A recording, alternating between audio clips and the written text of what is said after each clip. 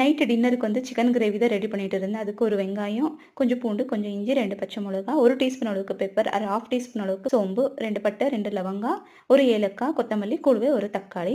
இது எல்லாமே நம்ம ஆயில் போட்டு நல்லா ஒரு கடாயில ஃப்ரை பண்ணி எடுத்துக்கலாம். 2 நிமிஷம் ஃப்ரை ஆகட்டும். இப்போ நல்லாவே ஃப்ரை ஆயிடுச்சு. இதை நம்ம மிக்ஸி ஜாருக்கு ஷிஃப்ட் பண்ணிட்டு ஒரு 5 நிமிஷம் ஆறத்துக்கு விடலாம். ஆற வரைக்கும் நம்ம ஒரு கடாயில ஆயில் போட்டுட்டு பொடியா கட் பண்ணி வச்ச வெங்காயம் அதையும் சேர்த்துட்டு நல்லா ஒரு ஃப்ரை ஆகட்டும். இப்போ நல்லா ஆறிடுச்சு. இதை நம்ம மிக்ஸி ஜாரில் போட்டு பேஸ்ட் பண்ணி எடுத்துக்கலாம்.